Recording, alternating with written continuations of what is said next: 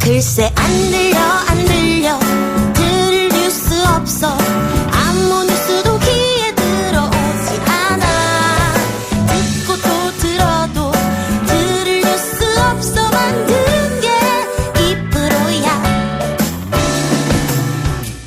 이동영의 뉴스 정면 승부.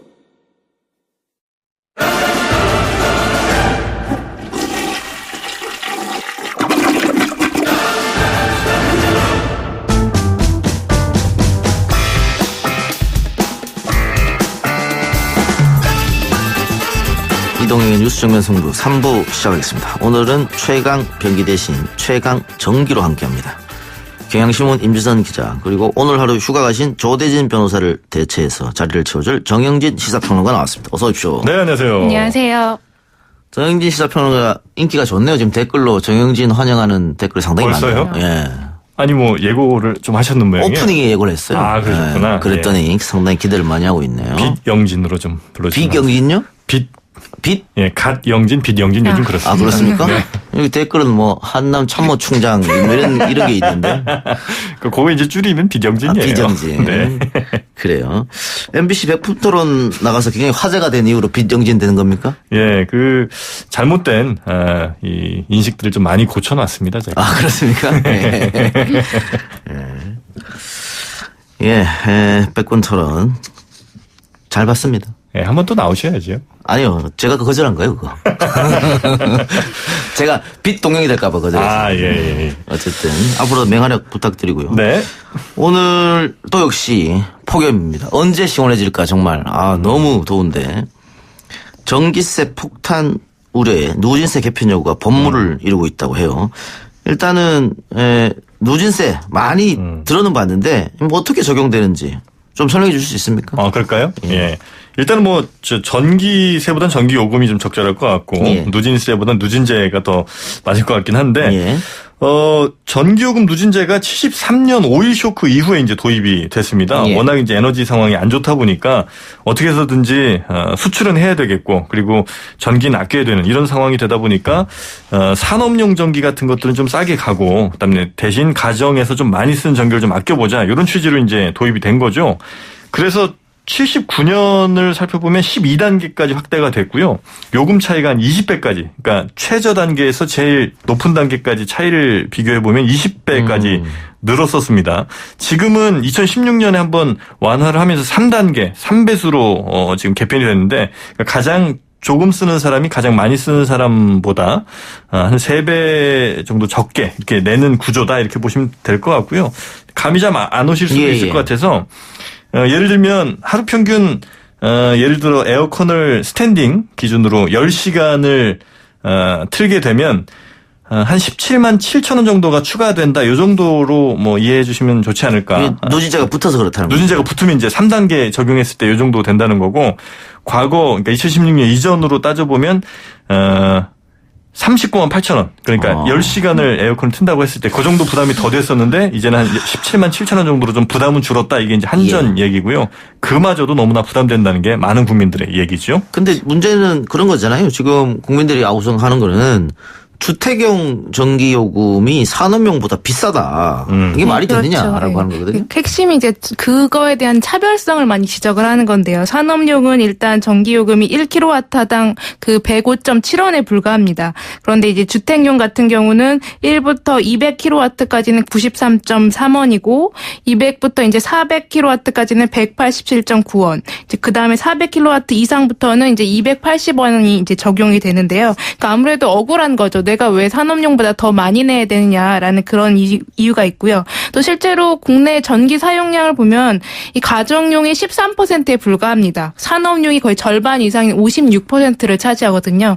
실제로 전체로 보면은 산업용이 더 많이 쓰는데 가정용에만 누진제를 적용하는 게 과연 타당한가라는 그런 사람들의 인식이 계속 반복되고 있는 거죠. 그리고 정부에서 아까 뭐 70년대 얘기는 했습니다만 그때부터 지금까지 계속 국민들에게 전기 좀 아껴라 이렇게 강요해 왔잖아요. 네. 그런데 뭐 미국이나 일본이나 다른 나라에 비해서 우리나라가 국민들이 훨씬 전기를 적게 쓰고 있는데 왜 우리에게만 이렇게 과도하게 요구하면서 네. 가정요금 비싸게 받느냐. 네. 이게 지금 불만의 네. 핵심인 거잖아요. 그리고 실제로 미국 같은 경우도 그 누진제 그 구간이 뭐 구간까지 정확히 모르겠지만 최대 구간 차이가 2배 차이가 안 나요. 이렇게 3배 정도 나는 나라는 대만과 우리나라 정도거든요. 그래서 그 구간의 차이도 굉장히 크니까 억울함이 이제 더 많이 생기는 거죠. 미국도 이제 그 주별로 약간 좀 다르긴 한데 아예 차이가 없는 데도 많고요. 그러니까 나도 이제 최대 많이 나는 데가 2배 정도라는 거예요. 그러니까 우리가 확실히 좀 많이 쓰면 많이 내긴 하는데 이거는 근데 한전이 일부러 그런 건지 아니면 모르고 그런 건지 시대 변화를 전혀 못 읽고 있는 거죠. 왜냐하면 우리가 한 80년대 초만 해도 저 어릴 때 생각해 보면 집에 전기 제품이 없었어요. 예. 뭐 형광등 좀 켜고 TV 정도 있었고 냉장고도 심지어 저는 없었거든요. 저희 집에는. 그러다 보니까 전기를 그렇게 쓸 일이 별로 없는데 요즘은 하루 종일 뭐 IPTV 같은 경우 그 단말기 그 전기 계속 꽂아놓고 그렇죠. 있죠. 휴대전화 계속 충전해야 되죠. 컴퓨터 뭐. 컴퓨터 하여튼 뭐 가전제품들이 어마어마하게 늘은 상황이기 때문에 냉장고도 김치 냉장고 플러스. 보통 네. 2대 거기 요즘 공기청정기도 필수 가전이 되고 돌아가죠. 있죠. 네. 그러니까 과거보다 확실히 전기를 많이 쓸 수밖에 없는 상황에 그러니까 이건 잘 살고 못 살고를 떠나서 과거에는 80년대에는 그만큼 전기 많이 쓰면 진짜 부자였어요. 집에 에어컨 있는 사람, 뭐 냉장고 이렇게 많이 있는 사람이 얼마나 있었습니까? 예. 지금은 그렇지 않다는 거를 한전이 좀 알아야 되는데 일부러 모르는 척하는 것 같기도 하고요. 또 가장 큰 문제는 이런 것 같아요. 뭐 냉장고야 계속 뭐 돌려도 크게 문제가 안 되니까. 근데 이 한여름 에어컨이잖아요. 에어컨 그렇죠. 없으면 살 수 네. 없을 정도로 더운데 정영진 씨처럼 뭐 돈을 많이 버는 사람들이야 얼마든지 키고 합니다만은 저는 벌벌 떨면서 그러니까 봅니다. 이렇게 그렇죠. 월급 받고 사시는 우리 그분들은 29도로 해야 되나 실내 온도를 30도로 해야 되나 막 이렇게 고민하면서 있죠. 저는. 또 특히 또 아이가 있거나 알겠으면 또 그럼 밤새 켜야 되죠. 그러면 또. 그런 분들은 누진제 적용하면 정말 많이 나온단 말이죠. 그래서 그렇다면은 이 7, 8월 여름에만이라도 누진제를 폐지하자 이런 주장이 지금 제기되고 있어요.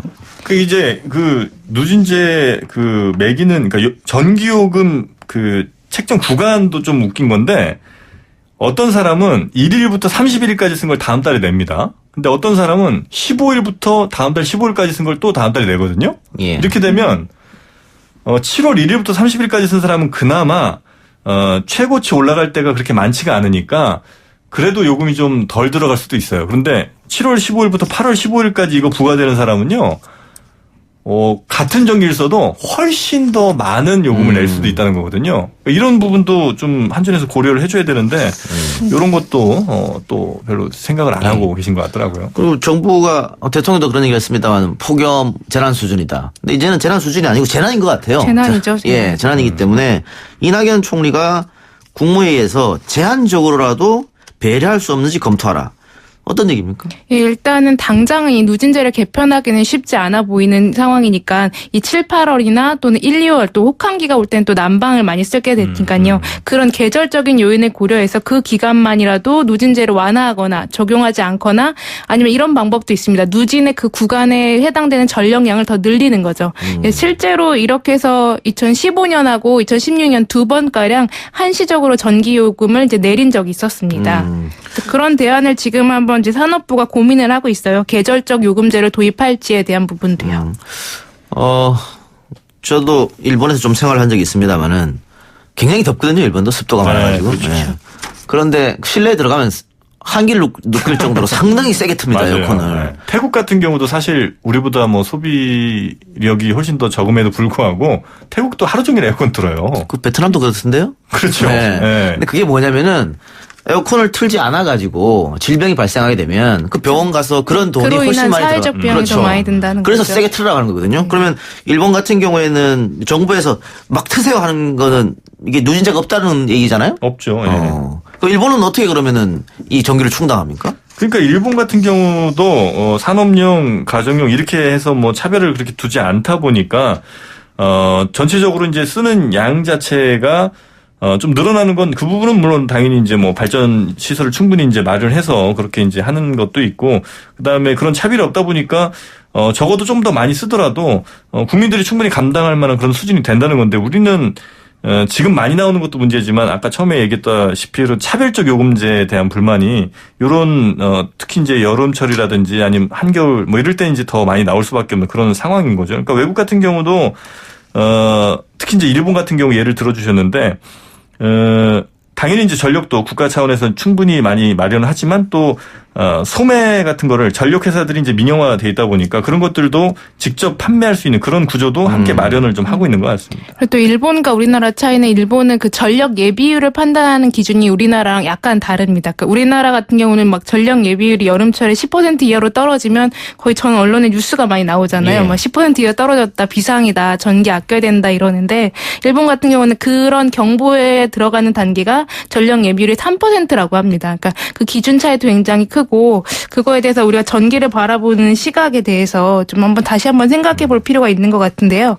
근데 이 누진제에 대해서 지금 사실 법적인 소송이 들어간 게 꽤 있어요. 예. 근데 실제로 1월 달에 항소심 서울중앙지법에서 나온 것 같은 경우는 근데 사실 한전이 이겼어요. 근데 최근에 나온 소송 같은 경우 하나는요. 다시 또 소비자가 이겼기 때문에 이런 소송이 또 한 10몇 건이 지금 법원에 가 있는 상태에서 어떤 식으로든 사회적 합의가 좀 필요하지 않을까 그런 생각이 듭니다. 그 예비율 얘기해 주셨으니까 예. 그거 잠깐 말씀드리면 사실은 전기는 예비율이 많으면 좋은 게 아니에요. 적절할 때 100% 다 써주는 게 좋은 거예요. 왜냐하면 그 전기를 생산해서 어디 무슨 휴대전화처럼 뭐 충전기에 담아놓을 수가 없는 상황이거든요. 전기는. 그래서 가능하면 생산된 것을 그 시간에 실시간으로 다 쓰는 게 덜 낭비하는 것인데 그래서 아마 일본 같은 경우가 3% 정도의 전력 예비율도 괜찮다고 이렇게 얘기하는 것 같기도 하고 우리는 너무 언론들이 이제 공포를 조장하죠. 공포죠. 그렇죠. 공포. 10%만 돌파하면 무조건 막 큰일 나는 것처럼 이렇게 얘기하는데 그것도 좀 문제는 문제가 있죠. 있다. 저건 어떻습니까? 지금 전기는 한국전력에서 독점으로 하고 있잖아요. 네. 그 일본처럼 예를 들면은 뭐 가스 파는 데서도 팔게끔 그렇게 해서 좀 경쟁이 되면 싸지는 거 아니야? 이런 주장도 있던데. 근데 뭐 우리나라는 이제 이미 기존의 그 모든 발전 이런 것들이 이제 한전 독점 시기다 보니까 이 상황에서 다른 새로운 시장 사업자가 이게 들어오기는 상당히 좀 어려운 것 같기는 해요. 물론 요즘에 그 태양광 발전 이런 것들은 이제 개인들이 자기 많이 하죠. 밭이나 이런 데서 이제 공급을 하기도 하는데 그래서 그걸 이제 팔기도 하는데 그건 이제 극히 미미한 수준이라 이걸로 자유로운 시장 경쟁을 한번 꿈꿔보겠다 이렇게 하는 건 좀 쉽지는 않은 상황인 것 같아요. 알겠습니다. 이 팟빵 앱으로 많은 분들이 의견 주시고 계시는데요. 다 정영진 칭찬이네요. 정영진. 딱 부러지듯 명쾌한 설명. 고정해주세요. 딕션도 좋고 스펙트럼도 넓고 너무 좋아요. 네. 약간 좀 질투하시는 것 같은데. 그렇지 않습니다. 친구들 풀었습니까? 다들 좋은 얘기만 써주셔갖고. 다른 얘기 한번 해보도록 합시다. 자유한국당 김병준 비대위원장이 박정희 전 대통령 시절에 성공신화인 한강의 기적을 언급했다. 이거 봉하마을 참배하고 다음에 이런 얘기 했다는 것은 다분히 정치적 노림수가 있는 거 아닌가요? 그렇죠. 오늘 바로 비상대책회의에서 이 말을 했는데요. 박정희 대통령 시절에 성공신화인 한강의 기적을 바탕으로 또 하나의 대한민국 기적을 만들어야 될 때라고 주장을 했습니다.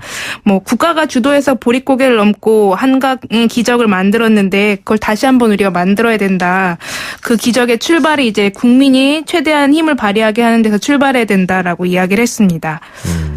근데 이 참 말이 좀 앞뒤가 안 맞는 것 상황이랑 좀 안 같아요. 맞는 건 국가 주도주의를 이제 깨고 민간으로 가자 뭐 이런 얘기 같거든요. 근데 대표적인 국가 주도주의 발전을 시키는 사람이 박정희 전 대통령 아닙니까? 예. 거기를 찾아가서 이런 얘기를 했다는 거는 글쎄요, 난 좀 이해하기는 쉽진 않은 그런 상황인 것 같습니다. 그게 아마 노무현 전 대통령 방문하고 이래서 반발이 당내에 있었지 않습니까? 그렇죠. 그거를 무마시키기 위해서 박정희 전 대통령이 이걸 꺼내지 않았는가. 아무 보수층을 끌어안으려는 그런 의도가 좀 명백히 보이긴 합니다. 실제로 이 박정희 시대에 대한 얘기만 나오면은 그거에 대해서 김병준 비대위원장이 좀 비판적으로 이야기했던 부분이 있어서 이거에 대한 당내 불편한 시각이 꽤 있거든요. 그래서 그거에 대해서 좀 무마하려고 하는 이야기가 아니었을까 싶습니다. 그리고 지금까지 계속 비판하다 갑자기 또 상창해서 좀 의아했는데. 그리고 너무 보수, 이른바 보수라고 이제 이야기하신 분들이 결국 모든 해결의 키를 이 박정희 시대에 맞춰서 자물쇠를 거기다 갖다 놓고 무조건 이제 거기다만 열쇠를 끼우려고 하는 이런 모습 좀 이제 그만 좀 했으면 좋겠어요. 언제적 박정희고 언제적 얘기를 지금에 와서도 또 보수 결집을 위해서는 박정희를 찾아가야 된다. 이런 거는 너무 좀 옛날 얘기 아닙니까? 정영진 시사평론가 주례 결혼할 때 주례 누가 봤습니까? 희한하게 김병준 교수니까 이렇게 갑자기 왜 하시는 거예요? 아니 주례 선생님 이렇게 막 비판해도 됩니까? 아니 근데 이제 그때는 지금 같은 모습과는 좀 많이 달라졌고 그리고 이제 노무현 전 대통령 시절에 정책실장 하셨잖아요. 네. 그런 걸 좀 봐주셨으면 어떨까? 이제 결혼을 이제 2013년에 했으니까. 알겠습니다. 약간 비열하신 것 같아요. 아닙니다. 아닙니다. 갑자기 생각나서 질문드려 봤고요. 자, 이렇게 어떻게 보면 외연 확장이라고 볼 수 있는데 이런 행보가 과연 효과가 있을까? 결국은 그거잖아요. 그 양쪽 진영을 다 한번 잡아보겠다 이런 생각 같은데. 저는 뭘 일단 해야지 효과가 있을 것 같은데 뭘 한 게 없어갖고 효과가 있는지 일단 모르겠고. 근데 이 국가주의에 대해서 지금 그 탈국가주의를 많이 이야기하고 계시잖아요. 근데 그래서 그럼 탈국가주의를 하기 위해서 무엇을 해야 되느냐 이런 것들이 구체적으로 나와야지 뭐 외연을 확장하든지 아니면 보수를 잡든지 할 텐데 그 탈국가주의를 위해서 무엇을 해야 되는지 그런 구체적인 것들이 하나도 보이지 않아갖고 이 국가주의 박정희 시대에 얘기하는 건 이건 지금 학교에서 할 수 있는 이야기들이 아닌가. 여기는 정당인데 그런 걸 받아줄 수 있는 이 자유한국당 인사들도 없는 것 같고요. 그래서 좀 저는 잘 납득이 안 되더라고요. 그리고 뭐 국민을 이제 얘기를 많이 했어요. 그래서 우리의 열심히 뭐 노력하는 국민들이 우리 경제를 다시 한번 살릴 수 있다 이런 얘기를 했는데 참 우리 또 주례 선생님이군요. 예. 그런데 이제 어쨌든 국민이 열심히 하면 된다. 이거는 굉장히 어찌 보면 하나만한 얘기기도 해요. 국민들이 열심히 해서 잘 사는 나라 만든다는 거야 뭐 뻔한 얘기고 예. 해봐야 아무런 의미도 없는 얘기니까 말씀하신 것처럼 기자님 말씀하신 것처럼 진짜 그럼 어떤 방향을 구체적으로 좀 제시를 하고 그 방향에 우리 뭐 자유한국당이 열심히 뭐 달려가는 그런 모습을 보이겠다 이렇게 하는 것도 아니고 그냥 좀 맹탕 같은 얘기를 좀 해서 사실 기자들도 혹은 뭐 많은 정치권에서도 좀 비판들이 예. 좀 나오는 것 같더라고요. 그러니까 그 국가주의는 처음에는 정부에서 먹방 가이드라인 한다 뭐 이런 걸로 국가주의 꺼냈지 않습니까? 근데 지금 박정희 대통령 얘기하는 거는 아까 정윤희 평론가 말대로 논리가 전혀 맞지 않는 이런 얘기이기 때문에 과연 준비를 뭔가 하고 지금 말씀을 하고 계신가 좀 이런 의아심이 좀 들어요. 정영진 씨 주례를 봐줬던 사람이기 때문에 여기서 이 정도로 하고. 자, 90년대 인기 가수 출신 A씨가 외제차 매장 직원에게 삿대질과 욕설, 이해할 수 없는 것들을 하면서 갑질을 하고 있다. 이런 보도가 있던데 이건 어떻게 된 일입니까? 예, 오늘 MBN에서 보도했던 내용인데요. 수입차 매장에 찾아온 이 90년대에서 활동했던 인기 가수가 이 태블릿 PC를 내동댕이 치거나 또 삿대질을 하고 그 서 있던 입간판을 발로 차는 등 이런 여러 가지 난폭한 행동을 벌였다라는 그 동영상이 올라왔었습니다. 이 인기 가수는 2년 전에 이곳에서 외제차를 구입한 것으로 지금 알려지고 있는데요. 그래서 차량에 수차례 결함이 있었고 그거를 이제 항의하는 과정에서 이렇게 난폭한 행동을 보여서 갑질 논란이 일어났었습니다. 근데 이게 지금 네티즌들의 반응이 엇갈리더라고요. 예, 그러니까 이 양분이 됐는데 한쪽은 뭐냐면 이거 분명히 좀 갑질이다. 그리고 뭐 심지어 그 해당 사장이라는 사람이 뭐 세차가로 환불까지 얘기를 했고 또 여러 가지 뭐 편의를 다 봐준다고 했음에도 불구하고 직원에게 저렇게 뭐 폭언과 그리고 뭐 심지어는 뭐 태블릿 PC 같은 것도 부쉈다고 그러죠. 그러니까 그런 뭐 손괴 등을 했던 이 행위는 어떤 이유로도 이제 용서받을 수 없다는 쪽이 있고요. 그러니까 분명한 갑질이라는 얘기가 좀 있고 또 반대쪽에서는 이 외제차 타본 사람은 알지만 뭐 예를 들면 교환 수리 이런 것도 얼마나 힘들게 받아야 되는지 그리고 그 제조사 같은 데서도 얼마나 그걸 깐깐하게 좀 얘기를 했으면 저 사람이 저렇게까지 했겠느냐 이제 이러는 분위기도 분명히 좀 있기는 해요. 근데 분명히 이제 그거는 맞는 것 같아요. 그러니까 외제차 혹은 뭐 우리나라 차들도 좀 비슷합니다만 AS밖에 정말 쉽지 않거든요. 오래 기다려야 되고 또 제대로 해주지도 않고 심지어 뭐 고속도로 같은 데서 갑자기 차가 뭐 선다거나 아니면 시동이 꺼지 이러면 정말 생명에 관련된 건데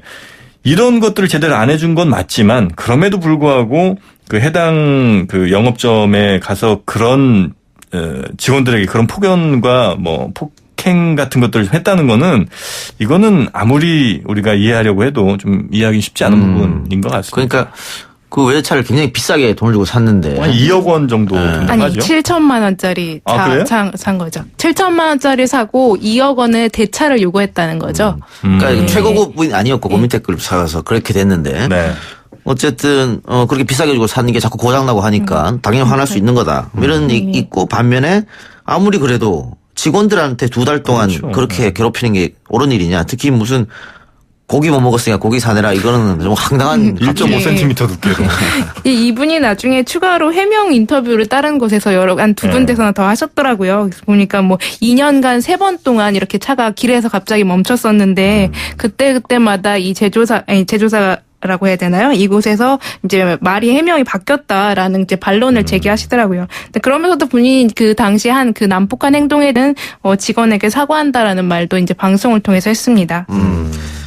지금 그래서 네티즌들이 또 수사대가 가동돼가지고 누굴까 이 사람일까요? 궁금합니다. 보도로 나온 것까지만 보면 뭐 90년대 활동을 굉장히 활발하게 했던 혼성그룹 출신의 남성 가수 이렇게까지만 나와 있죠. 그래서 어떤 모 가수는 나는 아니다라고도 지금 나오는 나는 그런 차를 사본 적이 없다라고도 이제 다시 인터뷰를 하고 있죠. 네티즌들이 혼성입니까 그 그룹이?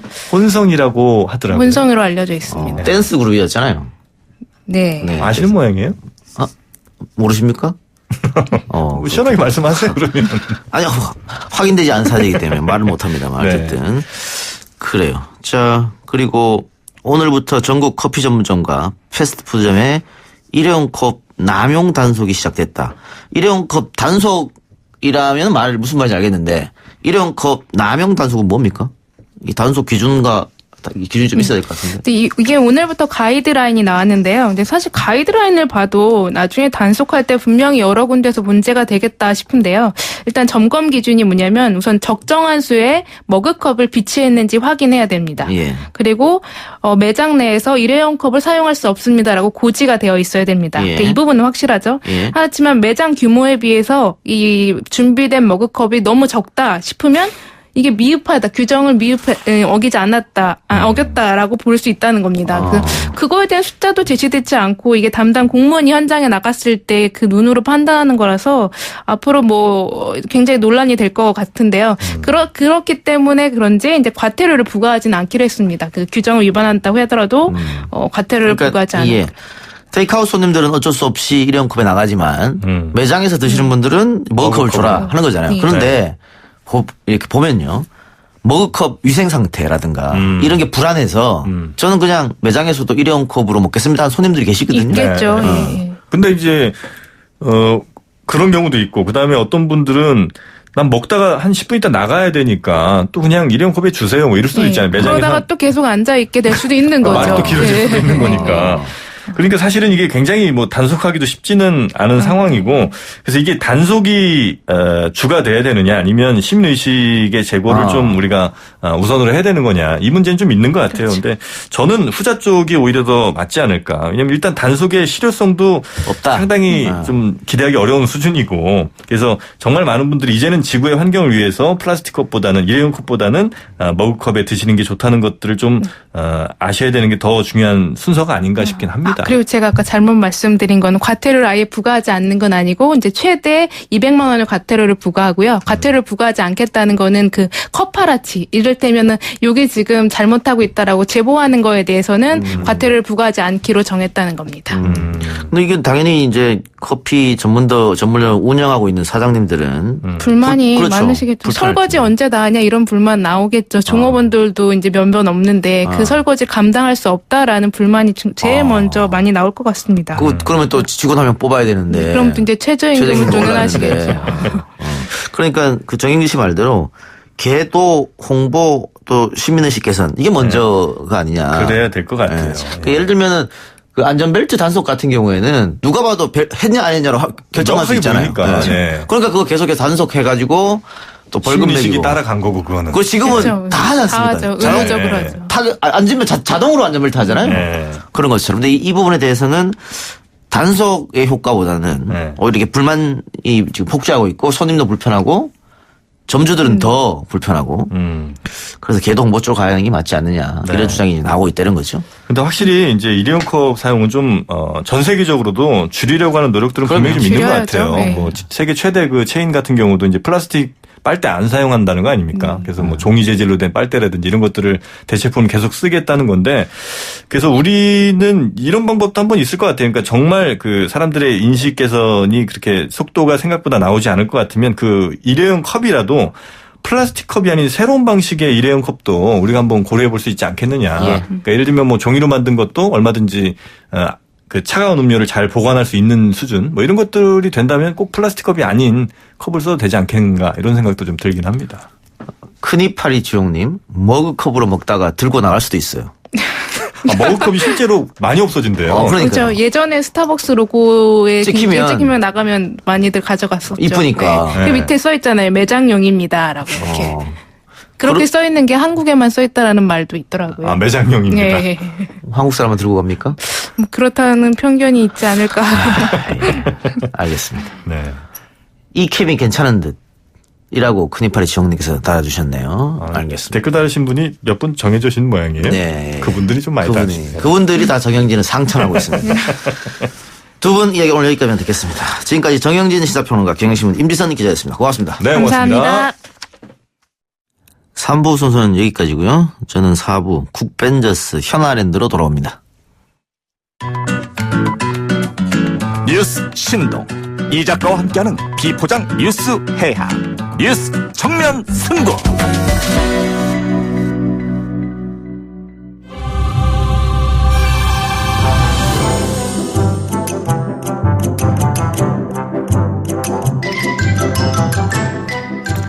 뉴스 정면 승부가 야심차게 꾸린 국회 드림팀 국벤저스 시간이 왔습니다. 오늘은 자유한국당 김연아 의원 나왔습니다. 어서 오세요. 네, 안녕하세요. 오랜만에 인사드립니다. 예, 한 달 만인 것 같은데요. 네.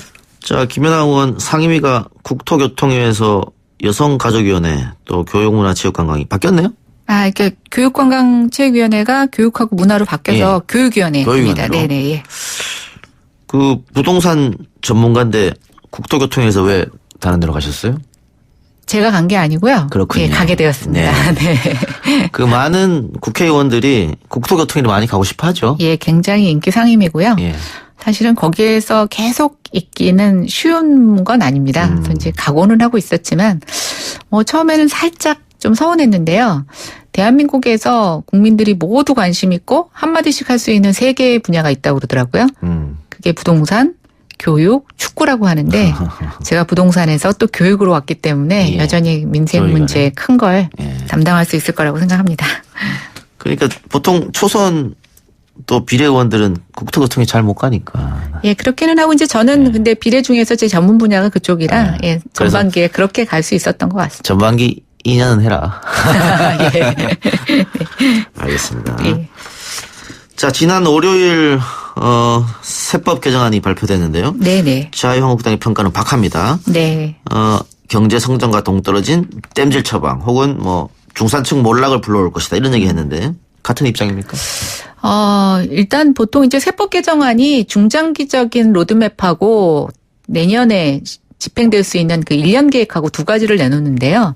사실 이번 세법 개정안은 중장기적인 로드맵은 좀 보이지 않았고요. 단년도 얘기를 하면서 사실은 땜빵식이라고 표현하는 건 좀 맞는 것 같습니다. 그리고 이제 뭐 일부 저소득층 또 요즘 이제 최저임금 인상 때문에 사실은 굉장히 고용시장의 양극화가 심화되고 있는데 그런 부분에 있어서 조세 지출을 통한 자금 지원이 굉장히 많은 것도 사실입니다. 예. 근데 이제 문제는 올해는 그럴 수 있는데요. 즉 계속 이렇게 할 거냐라는 게 하나가 있고 또 많이 쓰면 많이 쓰는 것만큼 또 걷어들이는 거에 대해서도 고민을 해야 되는데 지금 정부의 사실은 세입 증가와 관련된 로드맵은 제가 봤을 땐 굉장히 낙관적인 전망인데요. 좀 근거가 없어요. 경기가 이렇게 안 좋은데 세수가 내후년부터는 굉장히 양호하게 늘 거라고 보고 있는데요. 저는 그런 전망이 어디서 나왔는지 조금 의아하고 그런 측면에서는 좀 언발의 오줌 눕기식 아닌가. 그래서 좀 답이 없다. 특히 이제 미래 세대에게 부담을 좀 전가하는 게 아닌가라는 생각을 하고 있습니다. 예. 그러니까는 저소득층한테 복지로 좀 나눠주겠다. 네. 그래서 한 매년 2조 넘게 들어가는 거잖아요. 네, 그렇죠. 예. 그런데 지금 자유한국당 김성태 원내대표 같은 경우에는 중산층 자꾸 몰락을 얘기하더라고요. 네. 근데 이거는 김 의원이 지적한 것처럼 증세 부분에 대한 얘기가 전혀 없어요. 네. 근데 왜 그렇죠. 이걸 중산층 몰락? 왜냐하면 여러 가지가 있을 수가 있을 것 같은데요. 이제 부동산만 좀 국한돼서 말씀을 드리겠습니다. 지금 종부세 그러니까 일반적인 재산세가 아니라 9억 원 이상의 주택에 대한 종부세를 세율을 좀 높였는데요. 세율 구간이 공시가격 9억에서 12억 원 정도가 세율이 가장 많이 높게 올라갑니다. 그리고 나머지 부분은 뭐 다주택에 대한 중과가 있긴 하지만 다주택자 같은 경우에는 임대사업자로 등록을 하게 되면 종부세 대상이 되지 않아요.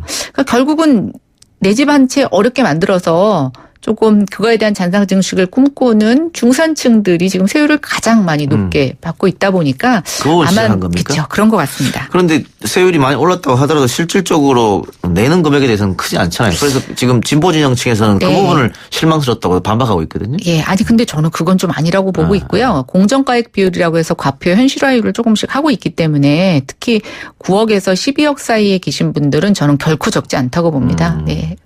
요즘 특히 서울 시내 아파트는 10억 이상이 상당히 많더라고요. 아, 그러니까요. 예. 그러니까 이제 결국은 중산층들 내 집 하나 마련해서 어떻게 뭐 주변의 상황 덕분으로 집값이 좀 갑자기 올랐는데 그 세부담을 지금 고스란히 중산층한테만 넘기는 거라고 볼 수 있죠. 아까 제가 진보 진영 측에서도 실망스럽다는 반응이 있다고 네. 얘기했는데 결국은 그런 것 같아요. 복지를 하려면은 네. 증세를 해야 되는 거 아니냐. 예, 맞습니다. 네. 저도 그렇게 생각합니다. 예. 박근혜 정부에서도 증세 없는 복지하겠다 그랬거든요. 네, 네. 결국은 쇼로 끝이 났잖아요. 네.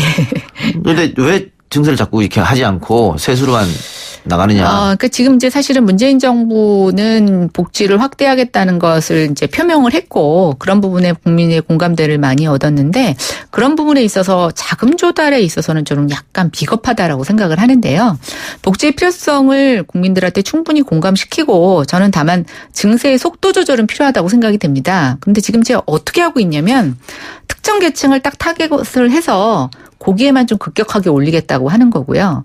또 이제 이번 세법 개정에서 제가 한 가지 좀 발견한 게 있는데 드디어 정부의 마통이 개설됐다. 마이너스 통장? 맞습니다. 네. 오, 아시네요. 예, 젊은 친구들 좀 마통하면 다 무슨 말인지 알아듣더라고요. 예, 그래서 결국은 지금 마이너스 통장의 한도를 늘려놓고 계속 이거 갖고 지금 써주고 있는 건데요. 저는 이 부분에 있어서는 결국은 지금의 부채 부담을 미래에 미루는 게 아닌가. 오히려 지금부터라도 조금씩 전 국민이 세부담을 조금씩 더 하고 복지도 늘리고 하는 식으로 해서 중장기 로드맵을 착수해야 된다고 생각합니다. 그리고 그게 비겁하지 않은 오히려 용기 있는 저는 개혁이고 증세라고 생각합니다. 금융과세는 없던 일이 됐습니다. 예, 그렇습니다. 뭐 금융과세도 없던 일이 됐고요. 정부의 재정계획 특위에서 기업들이 갖고 있는 비업무용 토지에 대한 세제 개편안도 내놨는데 이것도 역시 지금 정부가 거둬들였고요. 저는 금융소득 과세는 정부가 왜 이것을 철회했을까라고 뭐 여러 가지 의견이 있습니다만 지금 부동산에 대한 임대소득세가 2천만 원까지가 분리과세입니다. 근데 이제 금융소득도 2천만 원까지 분리과세인데 이걸 1,000만 원으로 낮췄을 때 이제 돈이 부동산으로 흘러갈까봐 좀 우려했던 게 아닌가라는 생각이 들어서 이것도 좀 근본적인 검토가 충분한 시간이 있지 못해서 지금 단기간으로 조금 포기한 것 같은 느낌을 주고 있는데요. 좀 금융으로 돈을 벌던 부동산으로 돈을 벌던 저는 좀 통일된 체계. 그래서 누구든지 돈을 벌면 세금을 내는데 세금을 매기는 방법에 대해서는 정정당당하고 공정해야 된다고 생각합니다. 그러니까 서민들은 금융으로 소득을 올리는 게 쉽지 않잖아요. 그렇죠. 네. 쉽지 않죠. 그렇기 예. 때문에 아마 민주당 지지자들도 금융과세는 해야 된다라고 판단한 것 같은데 네. 없던이 된 것은 많이 부담이 된 것 같아요. 일단은 뭐 아주 고소득자 금융소득을 내시는 분들에 대한 뭐 표 관리를 했을 수도 있고요. 예. 제가 말씀드린 것처럼 이제 이것 때문에 부동산으로 돈이 갈까봐 지금 간신히 부동산 가격이 잡혔다가 지금 다시 오르고 있지 않습니까? 그러니까 정부로서는 금융소득 과세를 강화했을 때 부동산으로 또 돈이 몰릴까봐 그걸 가장 많이 두려워했던 게 아닌가 그렇게 해석하고 있습니다. 예. 그럼 아까 잠깐 얘기했던 부동산 보유세 이 문제 한번 이야기해 네. 보도록 하겠습니다. 흔히 우리나라 부동산 세율은 보유세 비중이 낮고 거래세는 없다. 네, 맞습니다. 갖고 있을 때는 세금 많이 안 내지만 네, 네. 사고 팔고 할 때는 뭐 예. 살 때 취득세 예, 또 예. 팔 때는 뭐 양도소득세 이만 쭉 내잖아요. 예, 맞습니다. 네. 지금 우리나라 보유세 비율은 GDP 대비 한 0.8%고요. OECD 평균보다는 조금 낮은 편인데요. 거래세 비율이 그거에 한 뭐 거의 3배 가까이 되는 2%대를 보이고 있습니다.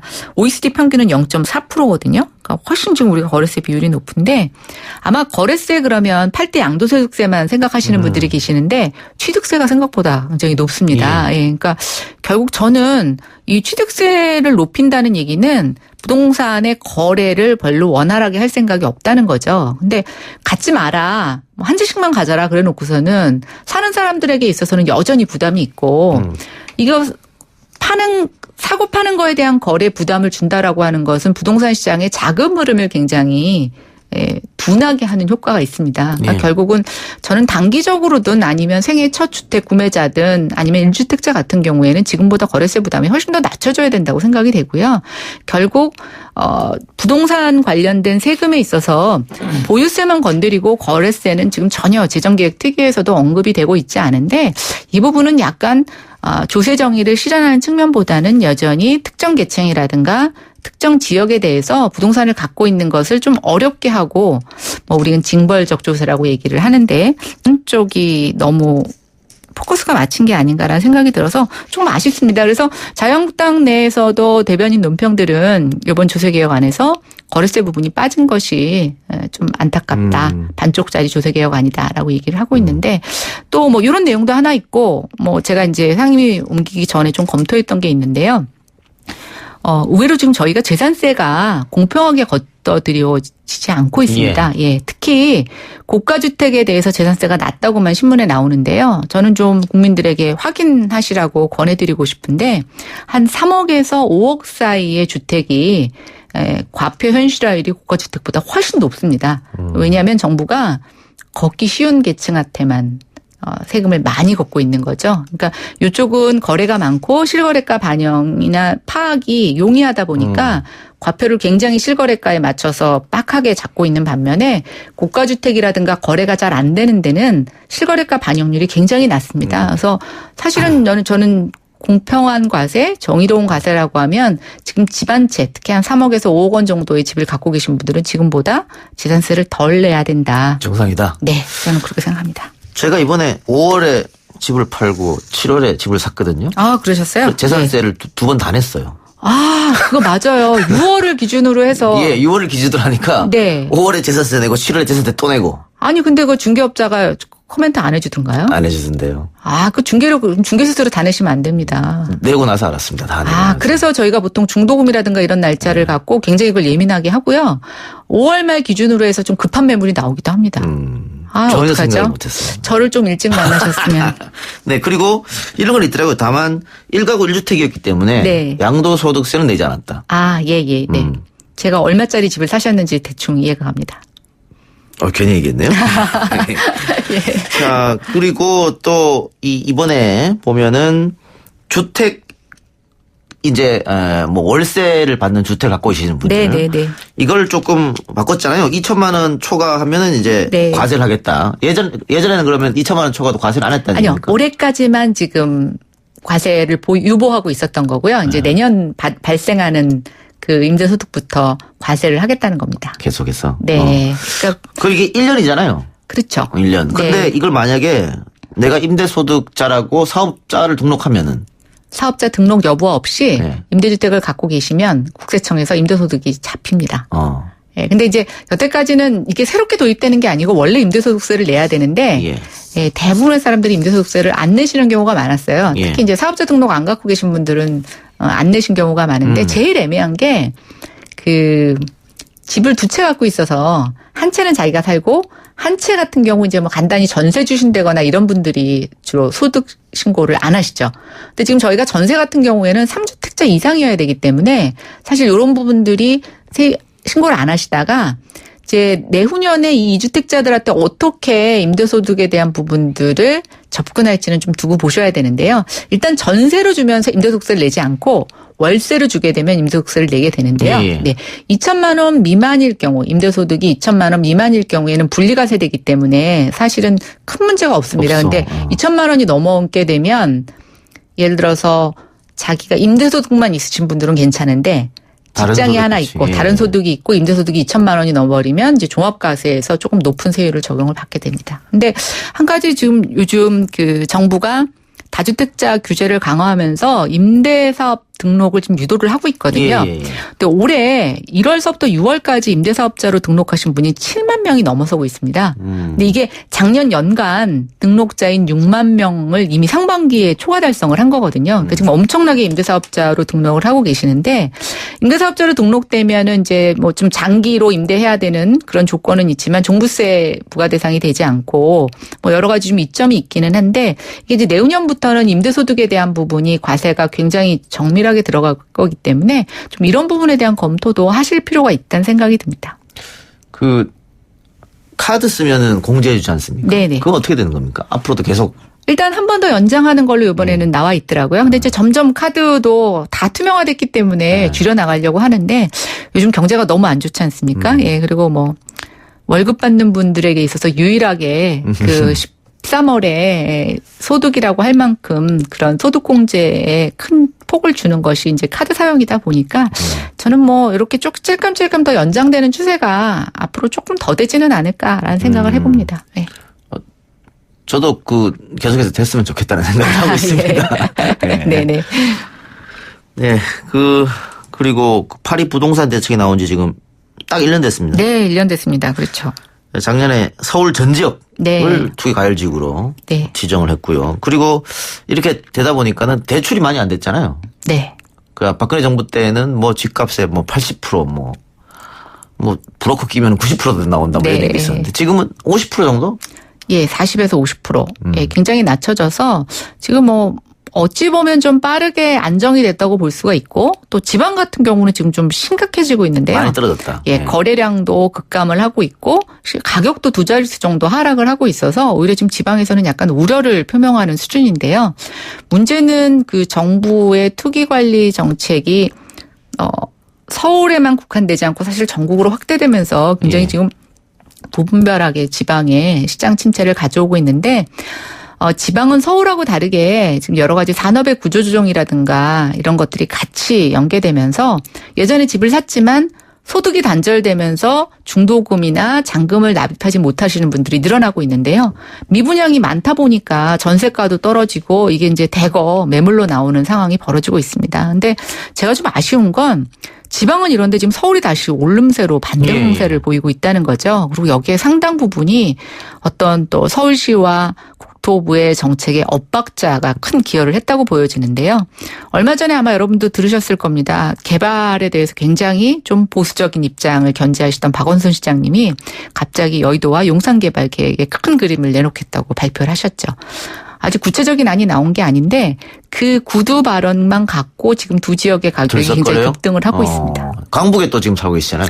네, 뭐 그렇다고 하시는데 하여튼 제가 봤을 때는 이 타이밍이 적절했나라고 보면 굉장히 비판이 많고 또 지금 간신히 가격이 진정세를 보였다가 다시 시장님의 발언으로 가격이 오르니까 김현미 장관님도 굉장히 심기가 불편하시다는 게 여러 군데서 목격이 되고 있습니다. 즉 저는 뭐 예전에는 서울시가 중앙정부하고 이제 정치적 그 정당이 다르다는 이유만으로 엇박자를 보였다고 한다고 하면 지금은 사실은 같은 정당이기 때문에 훨씬 더 협조적으로 일을 할 수가 있는데 그 엇박자는 여전히 나타나고 있는 것 같고요. 특히 지금과 같이 여러 가지로 경제적으로 안 좋은 상황에서 대출도 어려운데 집값 오르고 또 이런 개발 계획이라는 게 사람들에게 좀 굉장히 막연한 장밋빛 전망을 주게 하고 또 재개발 재건축 어려워지면서 추가적으로 공급이 일어나지 않으니까 희소성은 더 있겠다라고 하는 이런 것들이 맞물리면서 오히려 지금부터 조금 더 좀 비정상적인 버블이 형성될 수 있지 않을까라는 우려가 있습니다. 그래서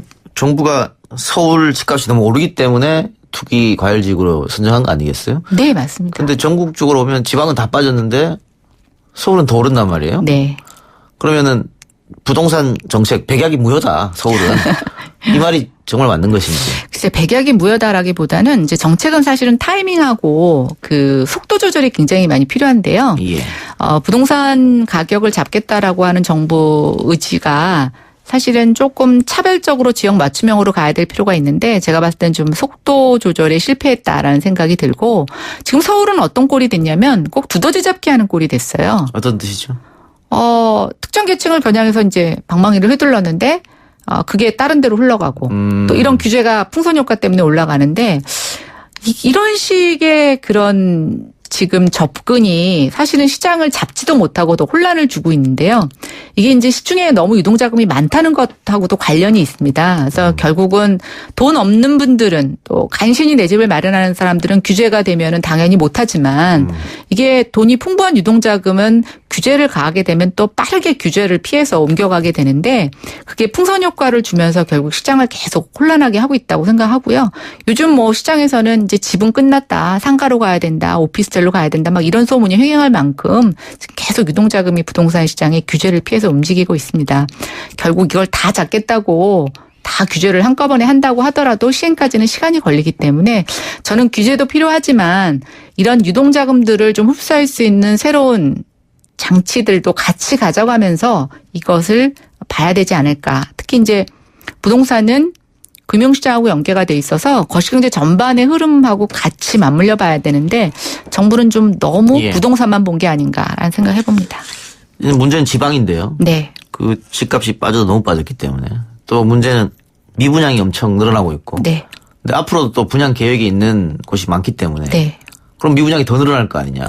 게다가 지방 같은 경우에는 인구는 계속 줄어들고 있단 말이죠. 네, 맞습니다. 그럼 어떻게 할 것이냐에 대해서. 그게 이제 방법이 뭐 후토부는 뭐가 있다는데 저는 뭐가 있는지 잘 모르겠고요.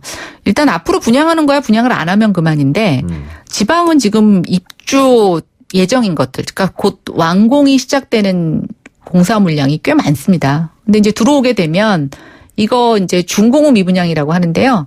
당장 분양하는 거 빼놓고 이미 지어진 건데 사람을 채우지 못하는 이런 입주 후에 빈집들 굉장히 많이 늘어날 거라고 생각이 되고 이게 좀 큰 고민거리일 것 같습니다. 그래서 뭐 이걸 어떻게 처리할지는 국토부가 뭐 대책을 내놓겠죠. 제가 대신 고민하기에는 뭐 그러니까 상임위도 국토위가 아닌데. 거래 자체도 문제다. 네. 왜냐하면 거래가 없어요. 예, 없고 맞습니다. 집을 팔고 싶은 사람이 집을 내놔도 사는 사람이 없으니까 그런 문제점도 있는데 과연 이게 뭐 금방 도깨비방망이처럼 뚝딱 경제정책이 나오는 게 아닌가 부동산 정책이 그런 걱정은 좀 있습니다. 네. 그 서울 쏠림 현상은 그런데 뭐 계속되는 거 아닙니까? 이건 뭐 당분간이 아니고 그냥 앞으로도 영원히 서울 쏠림 현상이 있을 것 같은데 지금 네. 젊은 층도 많고 또 1인 가구가 많은데 예. 신혼부부도 많고요. 근데 그런 부부들 같은 경우에 이 서울로 못 들어오기 때문에 그 김포라든가 일산이라든가 뭐 이렇게 나가는 거 아니겠어요? 네, 그렇죠. 남양주라든가. 예, 예. 근데 그런 분들이 자신이 서울에서 살 여력이 되면 다 들어오려고 하겠죠. 그렇죠. 예. 그러니까 이 서울 쏠림 현상은 앞으로 계속 이어질 것 같다. 예. 그러니까 이제 사실은 이거를 못하게 하는 방법으로는 저는 한계가 있다고 보고요. 여기에 대한 대책이 뭐냐라고 하면 저는 두 가지라고 보여지는데 이제 우리가 요즘은 워라밸 하면서 사실은 재택근무가 가능할 수 있도록 하는 어떤 작업 환경도 굉장히 중요하고요. 또 외국에는 보면 약간 외곽으로 나가지만 외곽과 도심으로의 출퇴근이 용이하게 해주는 부분들도 있습니다. 그래서 지금 수도권 외곽에서도 그 지역이 살만한 지역으로 만들어주는 것, 그런 인프라 투자, 또 지역 내 어떤 커뮤니티에 대한 컨텐츠 투자 이런 것들이 같이 좀 수반돼야 된다고 보고 있고요. 그걸 만약에 하지 않는다라고 하면 진행자께서 말하신 것처럼 살기 좋고 뭐 편의시설 많은 데로 쏠리려고 하는 현상은 뭐 거스를 수 없다라고 보여집니다. 요즘 좀 걱정인 게 지금 새 아파트들은 좀 괜찮은데 낡은 아파트들은 전력이 모자라서 지금 뭐 이 폭염 속에 정전이 되는 사태가 굉장히 많이 벌어지고 있는데요. 이게 정전이 그냥 2시간 동안 에어컨 못 틀고 뭐 이 정도가 아니고요. 지금 우리 한국의 주택에서는 특히 아파트에서는 정전이 되면 냉장고에 음식이 다 녹습니다. 근데 뭐 진행자님 상상이 되실지 모르겠지만 한국은 김치 냉장고도 있고 일반 그렇죠. 냉장고도 있고 만약에 이틀 정도 이상 그 정전이 된다라고 하면 엄청난 문제가 있을 거라고 생각이 되는데요. 결국 우리가 재개발 재건축 못하게 했다고 하더라도 이런 전력에 대한 인프라 기초적인 이런 것들에 대한 성능 용량을 확보할 수 있는 방안이 뭐가 있을지 사실 좀 이런 고민해 주셔야 되는 게 아닌가 생각이 됩니다. 이게 그러면 마지막으로 이 파리 부동산 대책 1년 네. 총평 한번 해주시죠. 엄한 지방만 잡고 서울에서는 두더지 게임을 하고 있다. 그러면은 이건 어떻습니까? 지금 너무 옥죄가지고 이러는데 네. 좀 풀어주자 반대로. 저는 이미 타이밍 놓쳤다고 보고 있고요. 지금 풀게 되면 정부의 정책 기조를 완전히 뒤집어야 뒤바꿔야죠. 되는데 그렇죠. 예, 그래서 저는 일단 그런 부분에 있어서는 실기했다라고 생각을 합니다. 그 서울에 있는 많은 조금 대기업 회사들이 네. 경기도나 이런 쪽으로 옮기면 어떨까요? 그러면 직장 있는 곳으로 가지 않을까요, 사람들이? 그 직장을 옮기는 게 저는 그렇게 단순하다고 생각하지 않고요. 예, 그런 발언은 여기서 YTN부터 옮깁시다. 안 된답니다. 네. 알겠습니다. 자, 어쨌든 국회에 전문 분야인 곳 국토교통으로 들어와서 상반기 2년 보냈지 않습니까? 네네. 그런데 그 상반기 2년 동안 국회가 뭐 한 게 없는 것 같아가지고요. 예. 아, 무슨 말씀이에요. 예. 의원님들 많이 역할 하신 게 있고요. 예. 제가 이제 마지막으로 제가 교육위에 왔지만 교육위에 와서 보니까 교육위에서도 제 전문성을 살릴 분야가 굉장히 많이 있더라고요. 그래서 이제 제가 앞으로 고민하는 분야가 학교 시설에 대한 부분입니다. 시설. 네. 학교 시설 너무 열악하고요. 또 안전이나 내진 설계 부분이 미흡한 것도 있고 지금 이제 성면 제거 들어가기는 시작을 하는데 저는 좀 학교가 어린이들이 창의적으로 생각하고 교육의 문화가 바뀔 수 있을 정도의 공간을 바꾸는 일이 필요하다고 생각이 됩니다. 사람이 바뀌는 방법이 사는 곳을 바꾸고 만나는 사람을 바꾸면 된다고 하는데요. 우리 교육이 바뀌는 것에 공간 변화 제가 한번 교육위원회에서 한번 주도적으로 해보려고 예. 합니다. 많이 기대해 주십시오. 예, 마지막으로 시청자 의견 하나 소개하면서 마치겠습니다. 예스앱으로 정민호님, 지방분권 강화, 대학 평준화, 또 대학들 지방으로 이전하면 부동산 해결됩니다. 이런 의견 주셨습니다. 고맙고요. 자, 오늘 그러면은 김연아 의원과의 대담은 여기까지만 하겠습니다. 네, 감사합니다. 고맙습니다. 더위에 건강하십시오.